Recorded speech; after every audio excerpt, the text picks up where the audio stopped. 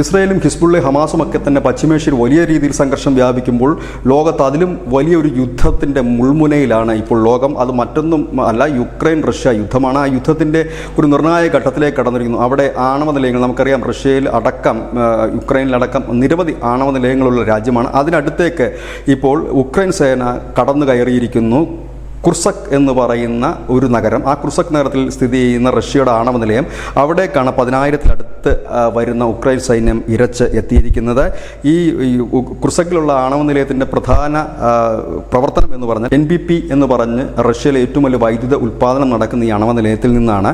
ഒപ്പം തന്നെ അതിനടുത്ത് തന്നെ മറ്റൊരു ആണവ നിലയമുണ്ട്, സപ്പോരിജിയ എന്നാണ് പറയുന്നത്. ഈ രണ്ട് ആണവ നിലയത്തിനടുത്തേക്ക് ഈ ഉക്രൈൻ സേന എത്തിയിരിക്കുന്നു. ശക്തമായ തിരിച്ചടി കൊടുക്കുമെന്ന് റഷ്യ പറയുമ്പോൾ തന്നെ ഇതിൽ ഏതെങ്കിലും ഒരു ആയുധം വഴിതെറ്റിപ്പോയാൽ പോലും ഉണ്ടാകുന്ന വലിയ ആണവ ദുരന്തം തന്നെയായിരിക്കും. അതുകൊണ്ട് തന്നെയാണ് ലോകം വലിയ ഭീതിയിൽ തന്നെ നിൽക്കുന്നത്. ഏതായാലും ഈ വിവരം പുറത്തുവിട്ടിരിക്കുന്നത് റഷ്യയുടെ ഔദ്യോഗിക വക്താവായ മരിയ സഖരോവയാണ്. അദ്ദേഹം പറയുന്നത് ഇങ്ങനെയാണ്: ഈ ആണവ നിലയത്തിനടുത്താണ് ഇപ്പോൾ ഉക്രൈൻ സൈന്യം ഇരച്ചെത്തി നിൽക്കുന്നത്. ഒരുപക്ഷെ അവരുടെ ഭാഗത്തു നിന്ന് ഏതെങ്കിലും തരത്തിലൊരു ആക്രമണം ഉണ്ടായാൽ അത് ഒരു ലോകനാശത്തിലേക്ക് തന്നെ എത്തുമെന്നാണ് ഏവരും ഭയക്കുന്നത്. കാരണം റഷ്യ തിരിച്ചടിക്കുമെന്ന് അവർ പറയുകയുണ്ടായി.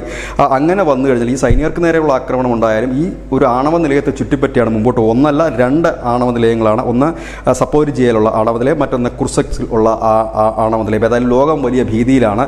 ഇപ്പോൾ ഇത് വെച്ച് നോക്കുമ്പോൾ ഇസ്രായേലുമായിട്ടുള്ള ആ സംഘർഷം വളരെ ചെറുതാണെന്ന് ലോകത്തിന് തോന്നിത്തുടങ്ങും. കാരണം ഇവിടെ ഒന്നും സംഭവിച്ചില്ല. ഈ ആണവ നിലയങ്ങൾക്ക് എന്തെങ്കിലും ഒന്ന് സംഭവിച്ചാൽ അത് ലോകനാശത്തിന് വഴിയൊരുക്കുകയും ചെയ്യും. News desk news India Malayalam.